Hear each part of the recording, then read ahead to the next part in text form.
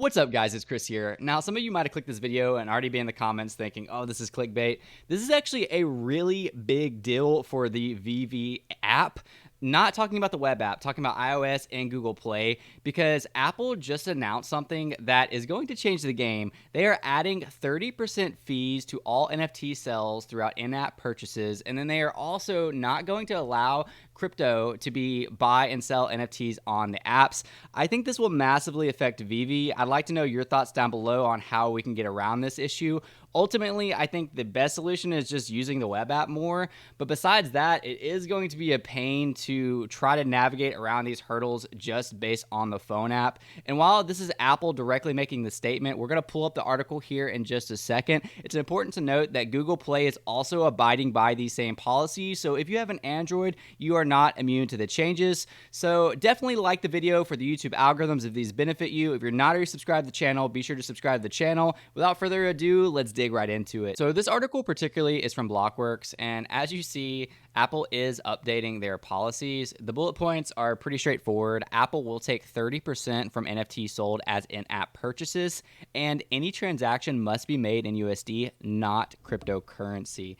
So I do see this playing out a little bit differently in Veve. The way that I see this playing out as far as the cryptocurrency goes is I think you'll probably be able to use your cryptocurrency to buy gems, but you won't be able to use your cryptocurrency to directly buy the NFTs. Right now, being this is so new, I would definitely consider this my personal speculation. I've had a couple of different opinions shared on Twitter talking about the different things that this could mean. This is just my interpretation of it when it comes to Veve.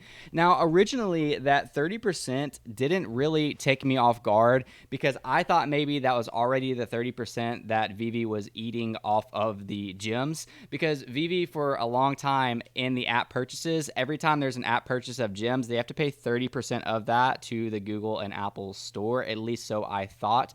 But it looks like this actually might be different. Again, lots of opinions based around this. I don't want this to be an objective video of this is what's happening. I want more interpretations of what's happening, and this is just mine. But Kyle Wilson, one of my friends, go check out his channel. He's almost at 10K subs. His opinion was different on this, and I'll go ahead and pull it up right here. So Kyle actually quoted part of the article's tweet, basically saying that the App Store is just killing some of these NFT platforms. And I responded saying that, I thought this was originally going to be the 30% that Veve was already taking out. He says that the 30% was just for gem purchases, but now it's NFT sales too. I don't know if they have a deal with Apple, but now that NFT purchases are in play, it could change what Veve does in app. I really don't know what this is going to look like. I'm kind of joking around, but I put 60% dead.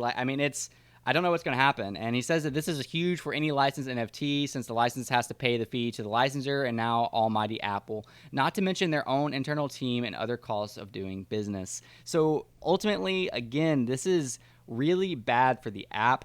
It's not that we absolutely need the app because we do have the web app, and I think Veve and other platforms do a really good job at getting their web apps out in time. That way we don't have to heavily rely on these mobile apps. I definitely do think the convenience of mobile app is going to delay mass adoption or more adoption because people want to use their smartphones. I think there's going to be ways around this. I just don't see what they're going to be yet, and I'm very interested to see them play out. All in all, I agree with this part of the article where it says no crypto allowed is not very Web3. That's very true considering Web3 is built on crypto, and it's also built on pretty cheap fees. I mean, OpenSea fees are usually like 5%. I think Veve's are like 2.5%. Magic Eden's has their own. But it talks about how if people want the convenience of using their smartphones on these platforms, they are probably going to have to eat that 30%. I mean, it says right here, in this case, if a collector wants to purchase an NFT on Magic Eden or OpenSea app on an iPhone, the seller of that NFT will only get 70% of the sell price, and the marketplace will likely not be interested in covering the difference. That is pretty significant, 30%. Just before concluding this video, I'll add the potentially bullish thing for crypto and NFTs.